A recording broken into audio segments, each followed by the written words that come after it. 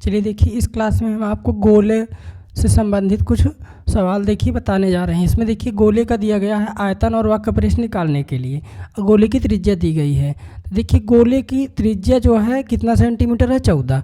तो हम सबसे पहले देखिए गोला को बना लेते हैं ऐसे।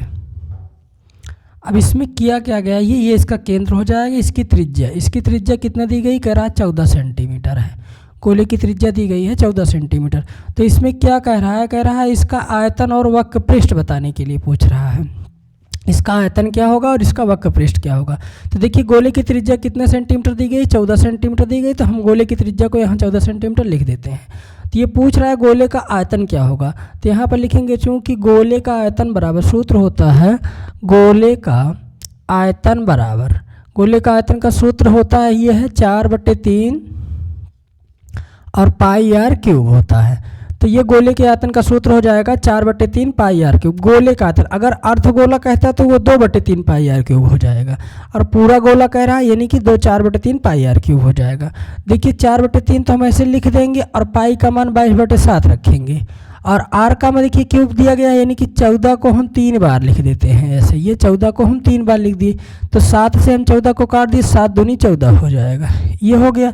अब उसके बाद देखिए 22 से ये बच्चा कितना, उसको हम सब लिख लेते हैं पहले, तब गुणा करते हैं। 22 हो जाएगा, उसके बाद 2 हो जाएगा, ये 14 हो जाएगा, और उसके बाद ये भी 14 हो जाएगा। तो देखिए इसके बाद क्या करेंगे, हम इसको गुणा कर देते हैं। गुणा करेंगे कैसे, ये गुणा करेंगे 14 का 22 का 4 से करेंगे तो 88 हो जाएगा। 22 चौक 88 गुणे 3 हो जाएगा, और 14 28 हो जाएगा, और गुणे ये 14 कर देंगे। अब इसके बाद देखिए क्या करेंगे, गुणा कर देते हैं 88 का, और 28 का गुणा कर दीजिएगा। 28 और गुणे कर देंगे 88, तो 8 × 64 की 4 6 हो जाएगा, 8 × 64 और 64 6 हो जाएगा, 70 हो जाएगा। 2 × 8 16 हो जाएगा, 2 × 8 16 17 हो जाएगा, यानी कि 4 हो जाएगा, 6 7 7 14 हो जाएगा, 2 हो जाएगा। तो ये हमारा कितना आया, 24 आ गया, और उसके बाद 64 आ जाएगा, और गुणे इसमें 14 और है, और बटे में कितना लिखा हुआ है, 3 लिखा हुआ है। तो इसको हम 14 से और गुणा करते हैं तो 4 चौक 16 हो जाएगा, 4 6 24 से 25 हो जाएगा, 4 चौक 16 2 18 की 8 1 हो जाएगा, 4 दूनी 8 1 9 हो जाएगा, ये 4 हो जाएगा, 6 हो जाएगा, 4 हो जाएगा, और 2 हो जाएगा, 6 आ जाएगा, 9 हो जाएगा, 14 हो जाएगा, 9 4 13 14 हो जाएगा, उसके बाद 3 हो जाएगा, 5 4 9 8 6 14, 9 4 13 14, उसके बाद 3 हो जाएगा, ये 2 1 3। तो यहाँ लिखेंगे 34 लिखेंगे 496, और बट्टे में लिख देंगे 3। इसको हम भाग कर देते हैं, तो देखिए भाग करने पर होगा क्या, 3 × 9 3, 3 × 9 3, 14 हो जाएगा, 3 चौक 12, 2 14 हो जाएगा, 3 9 27 हो जाएगा, 3 9 27, 2 29 हो जाएगा, 3 8 24, 2 26 हो जाएगा, यानी कि इतना सेंटीमीटर क्यूब हो जाएगा इसका।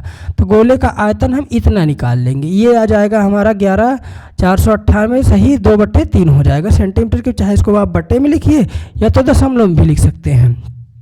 तो ये हो गया। अब इसमें देखिए क्या कह रहा है, गोले का वक्र पृष्ठ ज्ञात करने के लिए। तो गोले का वक्र पृष्ठ हम यहाँ लगाते हैं, लिखेंगे चूंकि गोले का वक्र पृष्ठ बराबर, इसका सूत्र देखिए क्या होता है, गोले का वक्र पृष्ठ का सूत्र होता है 4 पाई आर स्क्वायर। और आधे कहेगा अर्धगोला तो ये 2 पाई आर स्क्वायर हो जाएगा।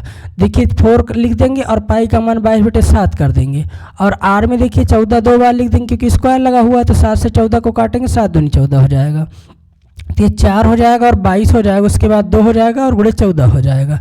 देखिए 22 का 2 से गुणा करने पर, 4 से गुणा करने पर 88 हो जाएगा, उसके बाद 2 और ये 14 हो जाएगा। तो इसको अगर हम गुणा करते हैं तो करते हैं 14 28 हो जाएगा। 88 और 28 का 28 का गुणा करने पर देखिए आया कितना है, यहाँ 28 और 88 का गुणा किए हैं तो 24 और 64 आया हुआ है। तो ये हमारा हो जाएगा 24 और 64 सेंटीमीटर स्क्वायर हो जाएगा। यानी कि वक्र पृष्ठ हम इस तरह इसको निकाल सकते हैं, इसमें स्क्वायर लगता है और आयतन में क्यूब लगता है। तो गोले का आयतन और वक्र पृष्ठ निकालने के लिए कह रहा था, गोले का आयतन और वक्र पृष्ठ निकाल दीजिए, तो इसका ये हो जाएगा।